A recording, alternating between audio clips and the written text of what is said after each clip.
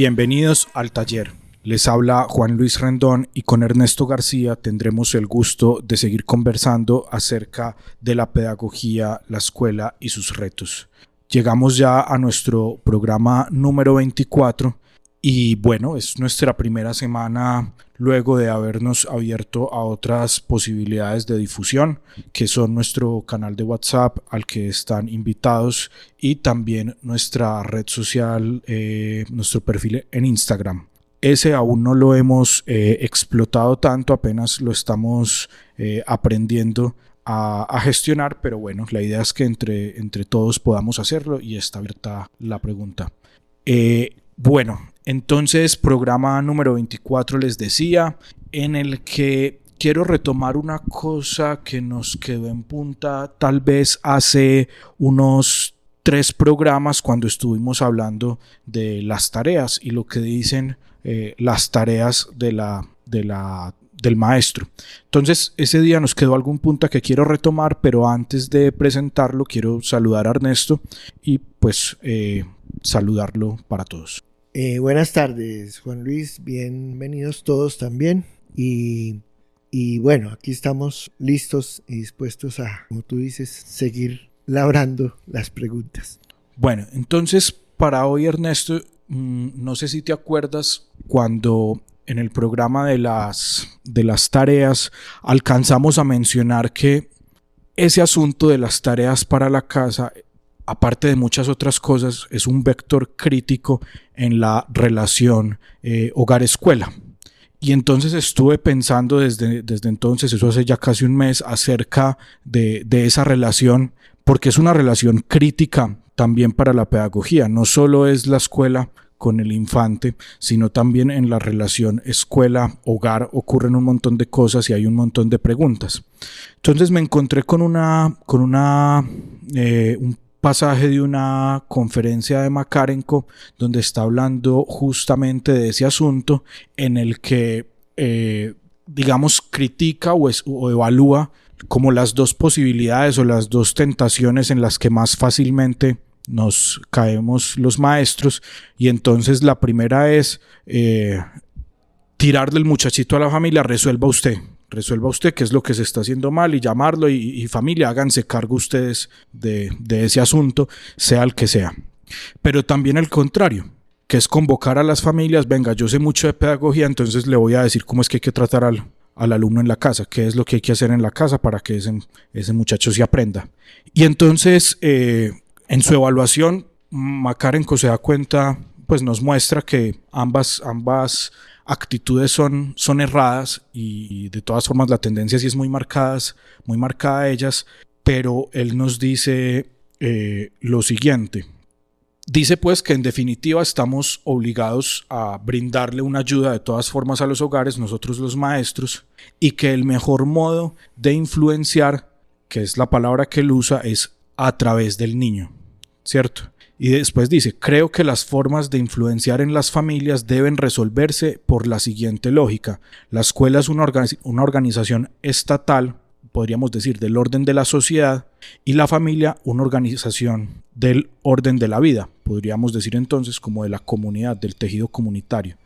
Y entonces la mejor influencia en la familia es a través del alumno. Quiero que hablemos de ese, hoy tal vez más que nunca, ¿qué le puede decir un maestro con 50 años de experiencia al maestro joven que se tiene que enfrentar a ese asunto que es establecer un vínculo entre la escuela y la familia? ¿Es como dice Makarenko, es a través del muchachito o cómo hay que establecer ese vínculo? Para empezar tengo que, digámoslo así, desmarcarme de Makarenko en ese y otros temas que son temas locales de sus coyunturas en ese momento, 1920, 21, 22, y temas locales porque Makarenko trabaja en primera instancia con lo que entonces, en ese entonces, en toda parte del mundo se llamaba los delincuentes juveniles, que es literalmente los niños de la calle. Entonces, ahí hay en el tema particular de los padres y de la relación con el hogar y con los hogares, y tú mismo en la citación tuviste el problema, porque por ejemplo, esa diferenciación o esa oposición, comillas, entre organización estatal, organismo estatal y organismo de la vida, es una diferenciación que personalmente no suscribo. Sí, y no puedo suscribir. Eso, digamos, desmarcarnos de los sesgos que podríamos entrar a multiplicar si no tenemos en cuenta el contexto en Macarenko, como en todos los seres, en todos los autores. O sea, cuando Aristóteles dice que la libertad y la democracia es solo para los varones jefes de hogar y dueños de oikos, ¿sí? Eso hay que leerlo. Eso no es tan simple. Sí, eso que está pasando, pues de hecho en algunas universidades que no, ya no podemos hablar de Aristóteles porque estamos hablando de un esclavista, pues. Eso exacto, no. Ese tipo de cosas no podemos hacerle el juego a esa irreverencia con la tradición académica y la tradición ideológica en la que estamos. Pero ya entrando en particular al tema real concreto, como lo planteas, ¿qué puede decirle hoy un maestro joven qué puede decir, cómo pueden enfocar un maestro joven su relación con las familias, si es a través del niño o no es a través del niño y cuál es ese sentido? Ahí ya también sí me desmarco pedagógicamente. En dos sentidos. No hay relación entre maestro y escuela, entre maestro y familia, entre escuela y familia. Y ojo que ahí ya empezamos a matizar cosas, ¿no? No existe ninguna relación entre escuela y familia que no sea y cuidado si vamos a decir a través de el niño, el alumno. Pues para la familia, ese alumno es el niño. Para la escuela, ese niño es el alumno. Pero no existe otra, pues ese es el terreno de la construcción, del relacionamiento. Entonces, pero dicho así escuetamente, el maestro se comunica, se relaciona con la familia a través del niño, es una expresión fundamentalmente instrumentalizadora. Y es en ese sentido que no. Y en Macarenko es instrumentalizador. Es otra historia, es otro momento, pero también es otra convicción pedagógica al respecto. En mi trayectoria, que tú vuelves a recalcar que son 50 años de ejercicio sistemático de la profesión pedagógica, este tema fue y es un tema muy, muy capital, como tú lo dices, es crítico, ¿sí? Para empezar tenemos que decir, no existe la posibilidad de enseñanza profesional, si no es con los padres. A favor de los padres o bajo la férula de los padres, eso es otra historia. ¿Sí? Desde el primer momento de mi ejercicio, recuerdo mucho que todavía yo tenía 18 años y me acababa de vincular al Colegio Nuevo Campestre. Y al mes y medio o dos se produjo una reunión de padres de familia normal como todo. Y la rectora Carmencita me dijo, tú llevas la palabra en esa reunión de padres. Recuerdo muy vívidamente la metáfora a la que acudí. Les dije, antes, hasta cuando yo era niño, ser maestro era una tarea muy fácil, muy cómoda, porque el maestro era apenas el instrumentador, no usé esa palabra porque no la usaba en ese entonces, pero es apenas el consueta del ángel de la guarda. Porque como todos los niños tienen conciencia desde el día que nacen, y entonces el ángel de la guarda es el que los protege. Entonces yo simplemente soy su vocero como maestro. Y ustedes, papás, pues con mayor razón, nos encontramos. Eso era así cuando yo era chiquito. ¿Por qué? Porque existía el infierno, porque existía el cielo y sobre todo existía la penitencia y todo ese asunto, pues el sacramento de la penitencia. Ya en el año 72 de que estoy hablando, aunque todavía en el discurso corriente se invocaba al ángel de la guarda y todavía mis alumnitos en ese entonces, muchos de ellos todavía rezaban por la noche: ángel de mi guarda, mi dulce compañía, no me desampares ni de noche ni de día. Entonces yo iba, pero en el discurso, pero lo que sí es claro, y eso es ese fue el tema de mi charla en esa reunión de padres de familia, ese fue el tema de mi charla. Lo que sí es claro es que más allá de los discursos y de las convicciones que nosotros los adultos, ojo, que yo tenía 18 años, pero mis padres de familia sí eran un poquito mayores, que nosotros los adultos podamos tener al respecto, independientemente de eso, nuestros niños hoy día son sordos a cualquier cosa que se llame ángel de la guarda. Nacen sordos. ¿Por qué? Porque hoy día, año 72, el infierno fue declarado en quiebra por falta de clientes. Esa fue mi metáfora, y entonces a partir de ahí empecé a construir un concepto que solo más tarde logré materializar, y es la única autoridad natural que se justifica en ella misma, es la de los padres de familia. La autoridad, la de los padres de cada sujeto. Y la autoridad del maestro es, por definición, una autoridad delegada. ¿Delegada por quién? Por los padres. Entonces, para resumirla en una sola imagen, el maestro joven tiene que saber a ciencia cierta que sus posibilidades de educar, de formar, de enseñar, son derivadas de la delegación que efectivamente los padres hagan de su niño, de ellos, en el maestro que adquiere un alumno. Entonces, no es que le entreguen al niño. Usted no es ni mucho menos la extensión del papá, ni el reemplazo de la madre, ni el delegado de los padres. Delega la autoridad. ¿Autoridad qué es?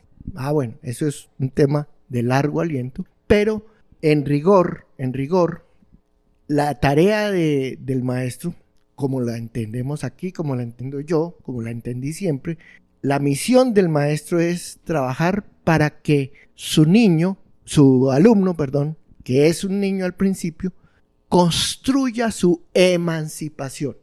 Entre tanto, desde los 4, digámoslo así, hasta los 18, vamos a ponerlo, él construye su emancipación, pero entre tanto depende de los padres. Y los padres delegan esa dependencia, ese gobierno en el maestro dentro del espacio estructurado y sistemático de la escuela. Entonces, los padres de familia reciben todos los días en su casa un hijo, pequeño, mediano, grande, que uno es feliz, llega tranquilo, pero sobre todo que ellos ven crecer. Ese es el ente fundamental. Maestros nos puede guiar en el asunto. Y ese crecimiento tiene que ser diario. ¿Y cómo lo ven y cómo lo juzgan los padres de familia? No sabemos. Sí sabemos, pero no es lo que importa aquí hoy. Lo que importa es que estamos siempre ad referéndum de la satisfacción, de la seguridad que los padres sientan cada día al saludar a sus hijos después de la escuela. Recuerdo, Ernesto, en otros contextos que le han preguntado por la publicidad de los colegios y eso cómo se gestiona, y que usted lo dice de la siguiente manera, ¿no? Es que la mejor publicidad que se puede hacer un colegio es la cara con la que el estudiante llega a la casa por la tarde. Pero claro, eso lo ponemos, o lo que usted nos ha dicho hasta ahora es en un panorama óptimo, digamos, pero uno se encuentra mucho con profesores de alguna forma descorazonados o frustrados ante determinados procesos, y entonces la idea es como que al contrario, el hogar es una cosa que juega en contra de la emancipación, o juega en contra, y entonces como 2 o 3 cosas que se le pueda decir a ese maestro que cree que cuenta con o más bien que no cuenta con una familia, o con la forma con la que cuenta la familia es en negativo. Y te agrego más aún. Dices, se encuentra uno maestros un poco descorazonados porque las familias. Yo digo, más que nada, nos encontramos maestros rabiosos porque efectivamente lo que nosotros en el aula vemos y recogemos es que los padres hacen resistencia a veces incluso ruidosa y algunas, pocas veces, pero algunas veces todavía incluso patológicas, resistencias patológicas al crecimiento del muchacho. Y ahí el problema, o de la muchacha, y ahí el problema del maestro sí es un desafío sumamente exigente en términos de formación. O sea cual sea la situación real de resistencia o de subversión, porque incluso hay mamás y papás que militan en contra, subvierten la enseñanza que uno trata de proveer. Digo que hay muchos casos realmente abrumadores para un maestro si no tiene la suficiente claridad conceptual. Y es que las resistencias de los padres de familia naturales son al crecimiento del muchacho, no a la lección que yo como maestro proveo todos los días. Y acuérdense que siempre que hablamos el maestro no, es el equipo docente. Entonces, ¿qué hacer con eso? Reforzar la autoformación, conversarlo, así sea en sala de profesores, con los colegas, y ponerse de acuerdo, pero sobre todo no entrar en el juego. Esa resistencia no es contra usted ni contra estos maestros, sino resistencias más complejas, y para eso hay que desarrollar teoría.